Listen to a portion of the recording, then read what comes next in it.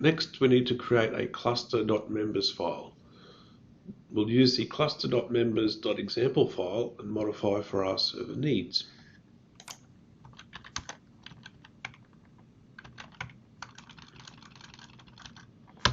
So we'll copy the example and edit the example file, removing stuff that we don't want to start with. We just need the 3 areas. We'll add our manager node first.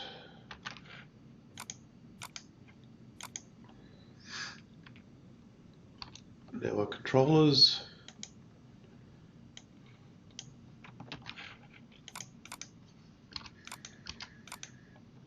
And we'll just fix up the names of those quickly.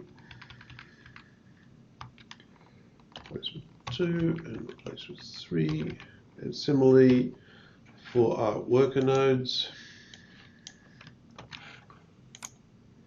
1, 2, 3, and a little bit of tidying up.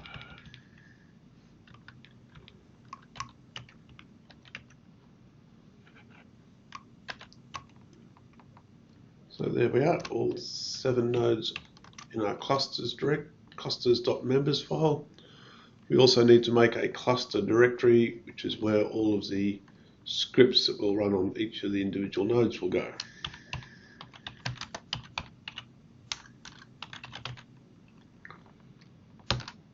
Okay, so we should be now ready to run the prep nodes.shell again, and we'll do it using the standard defaults. This will create a file for each node that needs to be run on each node as root, and these files will live in the clusters directory or be created in the cluster directory.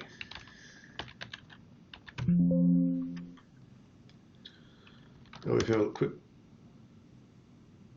look at the cluster directory, we see we have 7 files ready to go. Next, we need to start copying these files to each of our cluster servers and execute them as root. How you distribute these files is up to you. I will use the tool WinSCP and have it configured to log into all of my servers using an account called Rocky. So first I'll copy all of the scripts to /home/Rocky, so I can use my Rocky account to copy them to my laptop.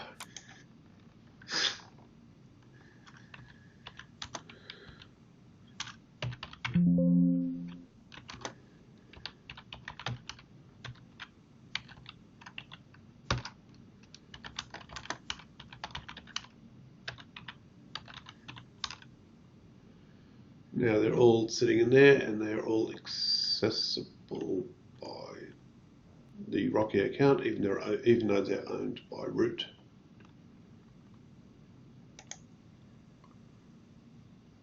I've now got my WinSCP set up in the window and the iFireXman directory I want to download them to.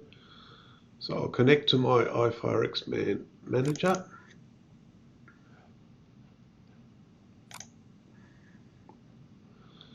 And then I'll just copy all of these files across.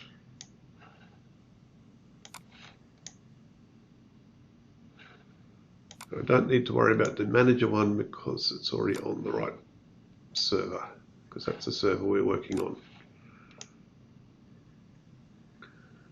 Okay, so I have all of the files copied across. I can close that session down and start a new one.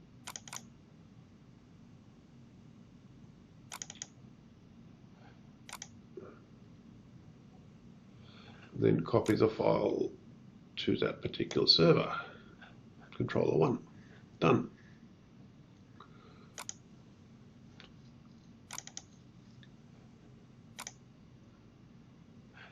Controller 2. Done.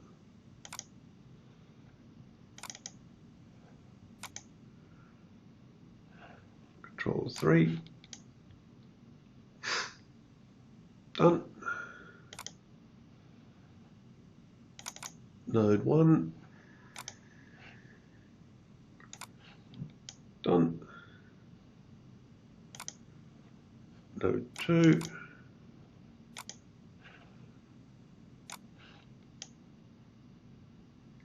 It's done.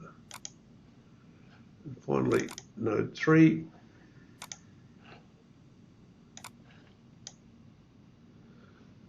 Is done. We can get rid of that guy, and we can go back to our original session that we had running earlier, which is back on our login manager node.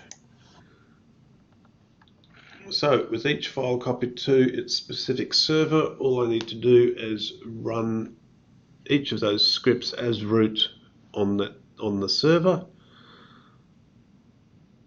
and then restart the server. So we can do that from the manager one.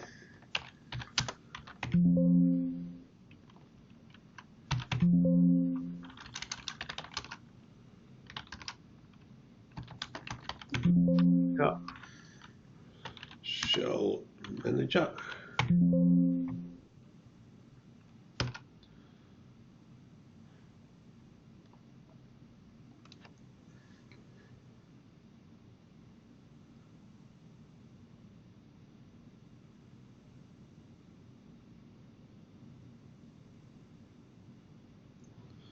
Each of these will take a little bit of time, so if we just chuff that out of the way a bit,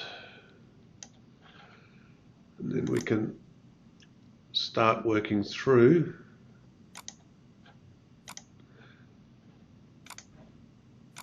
each of the other ones, and this time we'll log in with putty.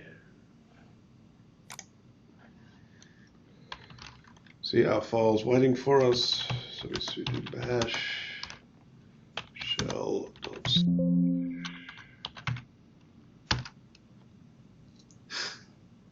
and off that one goes. Put that off to the side there. New session. Opening putty again.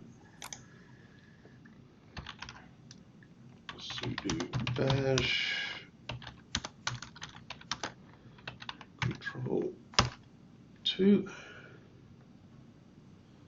And off that one goes. Control 3.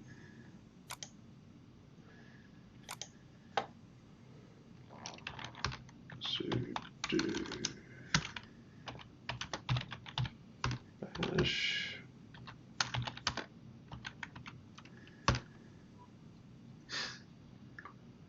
okay, that's our 3 controllers and our manager underway.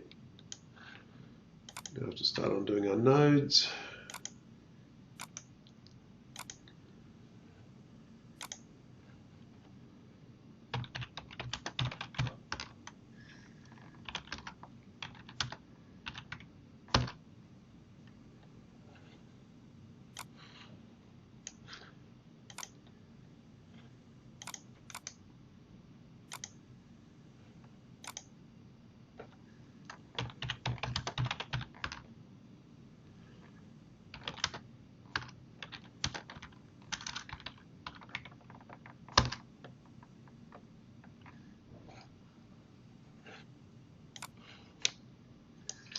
And finally, the last one in our pile, which is node 3.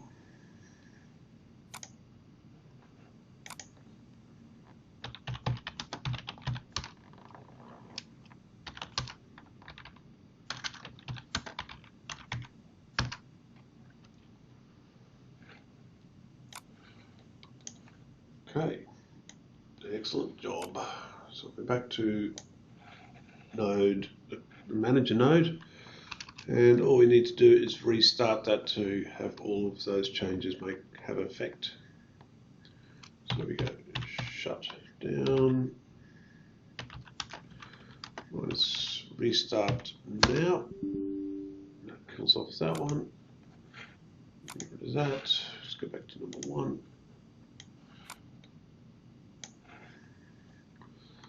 And that one's now finished.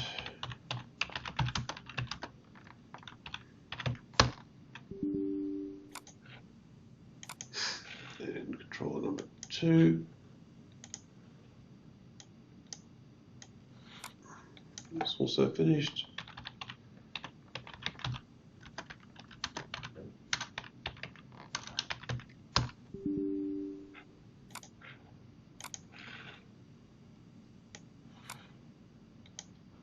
Controller number 3 is still working.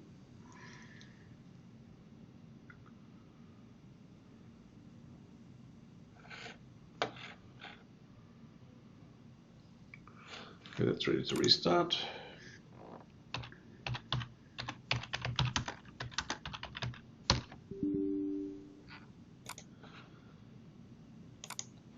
Next one to node number 1, that's ready to go.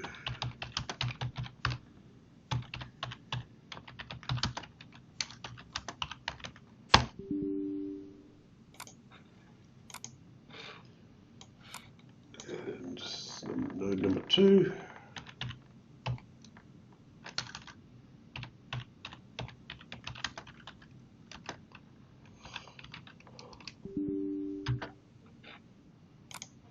And finally, number 3.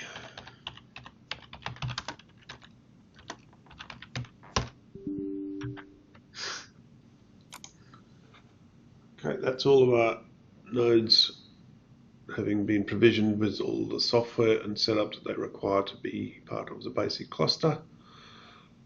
Next, we need to jump back onto the manager node and actually set up the cluster for use. So let's log back into the manager node. It should have rebooted by now. And it has. Get rid of that guy and make this one a bit bigger.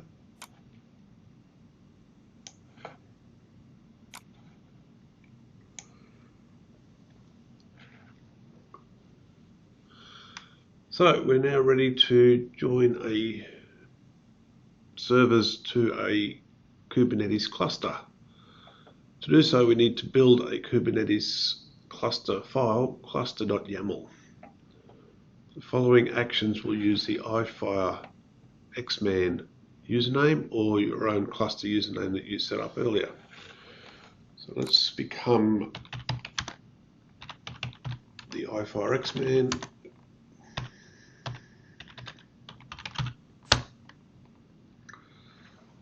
And we need to edit a file called cluster.yml,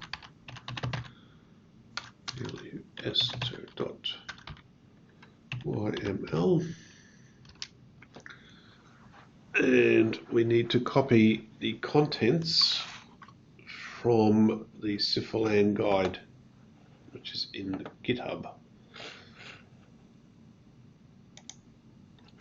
Now we've got the contents of that file and have just copied it into the cluster.yml file, and we need to make some changes. So if we go to the top of the file, we'll see that we have our nodes. We need to replace the node addresses in here with the details that we have in our spreadsheet. So first up is the cluster master.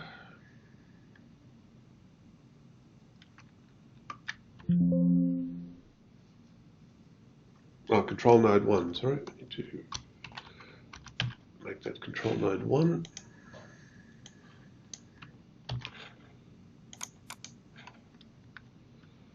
And going down, we find the next one, we need to make that control node 2.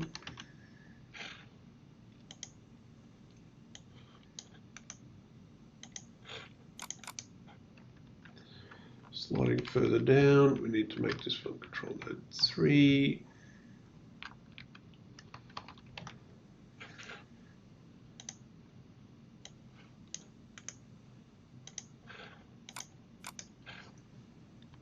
Moving on, we're now at the worker nodes. Node 1.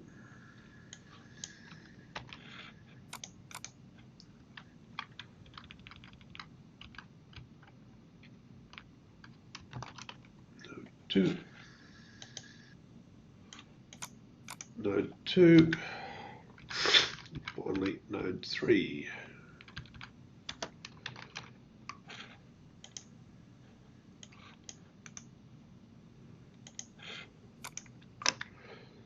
And if we scroll down a little bit further, there is one more change we need to make. We need to add a DNS address of your DNS server. If you don't have a DNS server, you can use 8.8.8.8, which is the Google DNS server, which is what I'll be using. So we keep scrolling down until we find that. Here we go. Change to your local DNS server's IP address.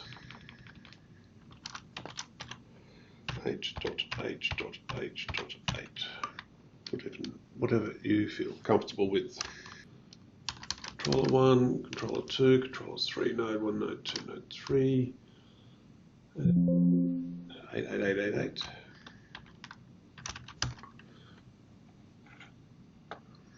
So we're now ready to provision our cluster.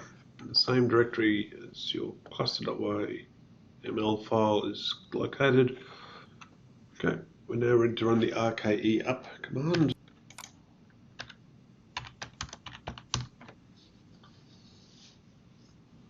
This should take a few minutes as it connects to each server and builds the cluster. You'll see a bunch of info messages as the cluster is provisioned.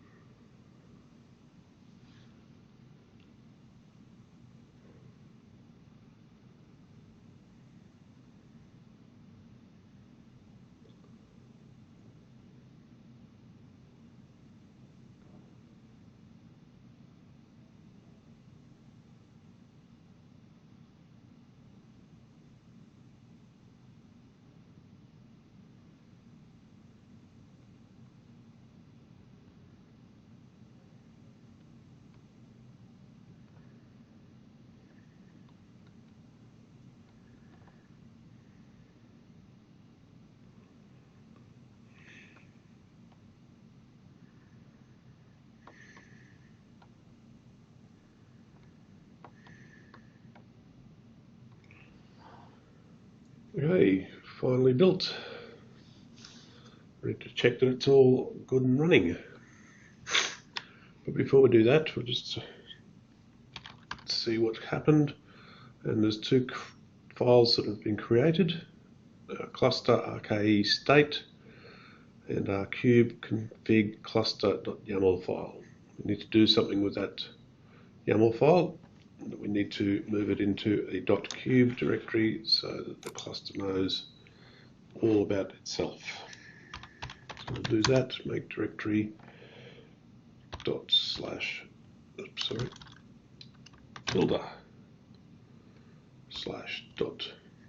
.cube. And then we will copy our cube config cluster to tilde slash .cube slash config. Now we can check the cluster using the kubectl command cluster info.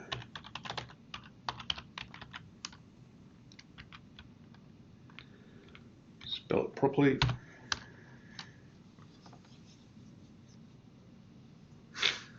We see the cube control plane is running on 3. Core DNS is running also on 3.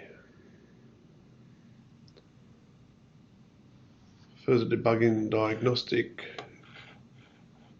of cluster problems, you can use the kubectl cluster info dump command.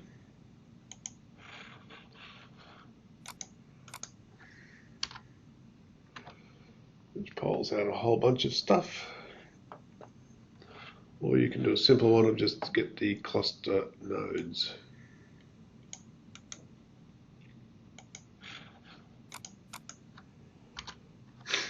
So we see we have 3 control nodes and 3 worker nodes. And you can also use the K9S command to see what's actually happening in the cluster. There's not much at the moment because we haven't populated it with anything, but it shows that the cluster is running and that there's a lot more to do to make it useful. So in the next presentation, we'll add the Longhorn storage component. See you then.